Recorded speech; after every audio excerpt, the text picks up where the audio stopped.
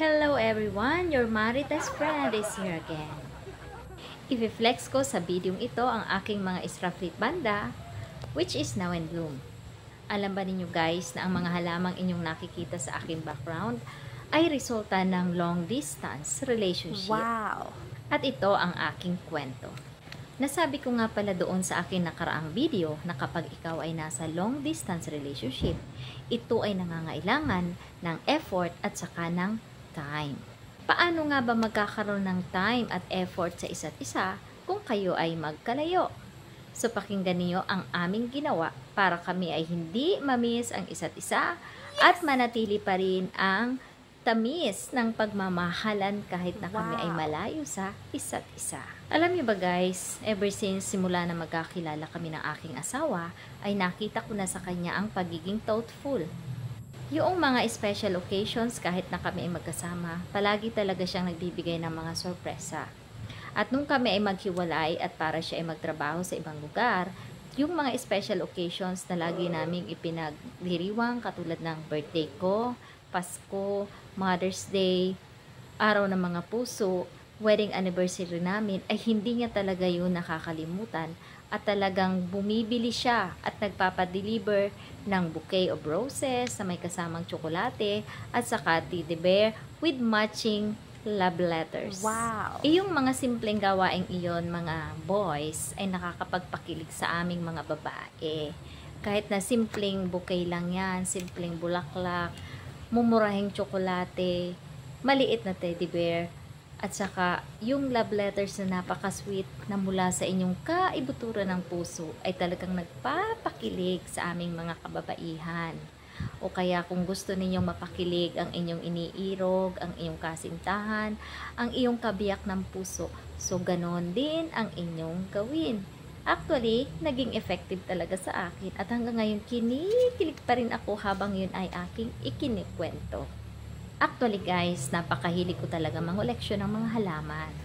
At nung last time na umuwi siya, ay nakita niya na ako ay nagtatanim ng mga roses sa aking hardin at nagkomento siya. At pagkatapos ay sinagot ko siya ng pabiro at ito ang aking aktual na sinabi. Alam mo honey, kung yung mga bouquet ng roses na ibinibigay mo sa akin ay kapag itinusok ko dito sa lupa ay tumubo o kaya ay tumutubo talaga, punong-puno na ng mga nagagandahang roses at mga bulaklak itong aking munting garden. Actually, hindi naman siya umimik, pero alam ko parang may dating yung sinabi ko sa kanya. Pero ang hindi ko alam, nag-sink in pala yun sa kanyang isip at nagkaroon na siya ng idea. At ito na, malapit na nga dumating ang aking kaarawan at usually kapag ako ay magbe-birthday, ay talagang nagsusurprise siya, nagpapadeliver siya and surprise ng bouquet of roses with matching chocolate, with love letters, and with malaking teddy bears. At before yun, bigla siyang tumawag sa akin at nagulat ako. Kasi biglang-bigla ang pinag-usapan namin is mga halaman na hindi naman talaga siya mahilig sa mga bulaklak. So, ikinagulat ko talaga at ang sabi niya, ano ba ang pinaka gusto mong halaman? So ako naman, tuwang-tuwa dahil halaman ang pag-uusapan ay napaka-plantita ko talaga. So inisa-isa ko sa kanyang aking mga gusto. Unang-una na nga ang pagkahilig ko sa mga orchids. Talagang gusto-gusto ko mangoleksyon ng mga orchids.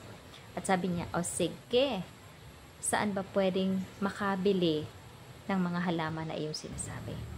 And then, syempre, mahilig ako sa halaman. So, marami akong alam na mga online seller na legit na talagang hindi ka magsisisi kapag nagpadala ka ng pera at bumili ng halaman sa kanila. So, pinagsasabi ko sa kanya isa-isa at pinadalang ko rin siya ng mga halimbawa ng picture ng mga bulaklak na gusto kong makuha bilang koleksyon.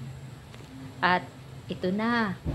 Nanlaki ang aking mata at tumibok-tibok talaga at kinilig-kilig ang aking puso sapagkat sabi niya, o sige, sa darating mong birthday, ito ang ireregalo ko sa'yo.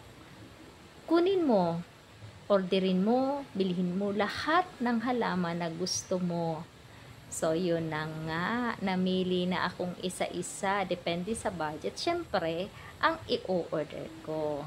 So, yung aking first order ay mga dendrobium na mga, hindi naman siya yung mga special. So, yung mga hindi masyadong kamahalan kasi wala pa talaga akong collection. So, mga dendrobium ang binili ko plus driftwood. So, yun ang unang-una kong natanggap na regalo sa kanya na buhay na mga halaman with fertilizers. And of course, sabi ko nga, bawat okasyon, Mother's Day, Pasko, at saka wedding anniversary, ay talagang yun ang umpisa ng pagbibigay niya ng mga buhay na halaman sa akin. So ako naman, doon na talaga ako nag-start mga leksyon ng mga orchids na gusto ko. At ito ngang last birthday ko.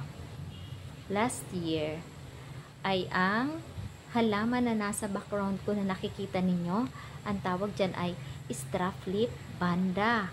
So medyo expensive yan. So yan talaga ang gusto kong makuha. So bumili ako niyan. At yan na nga, resulta ng pagmamahal at pag-aalaga. Kung nakikita ninyo, nag-bloom na. So, yung kulay kasi niyan, hindi ko talaga siya nakita sa personal kasi online ko naman siyang binili. Ang makikita mo lang talaga dun is picture. Binibili ko yan is blooming size para hindi siya masira sa box. Para pagdating dito, mas maganda na mag-adapt na siya dito sa klima at ako na mismo yung magpabulaklak para maalagaan ko at yung hindi siya mamatay, dapat maka-adapt muna siya para bago siya magbulaklak. Mas maganda yan kaysa dun sa may bulaklak na medyo may kamahalan pero yung bulaklak masisira din naman sa pagkakapak sa box. At ito na nga ang resulta. Habang paulit-ulit kong tinitingnan ang mga bulaklak, ay talagang kinikilig ako at naaalala ko yung talagang pagmamahal at very thoughtful kong asawa na kahit magkalayo kami is naipapadama pa rin niya sa akin ang kanyang pagmamahal. Ito ang maipapayo ko sa mga magsing-irog, magkasintahan o mag-asawa na nasa ganitong sitwasyon na long distance relationship. Maging mapanuri, maging matalino o alamin ninyo ang hilig o kinahihiligan ng inyong mga partner. Alam niyo bang mas ma-appreciate nila ang mga bagay na inyong ibibigay o isosorpresa o ireregalo sa inyong mga partner kung ito ay kanilang gusto o kinahihiligan. Masusi ninyong alamin o pag-aralan ang ugali o type ng inyong mga partner para umakma doon sa sorpresa na inyong ibibigay sa kanila para maging successful ang inyong pagreregalo. Uulitin ko sa inyo ha, ang pagbibigay ng kahit munting bagay na sorpresa sa inyong mga partner ay isa sa pinakamahalagang susi o sangkap ng long distance relationship para kayo ay magtagumpay. At pinakahuling advice, ipagpatuloy ang pagmamahalan at pagpapakilig ninyo sa isa't isa kahit na kayo ay magkalayo. So yung trust at love ay ibigay sa bawat isa. Give and take. At sana ay nakapagbigay muli ako ng inspirasyon sa aking video ito.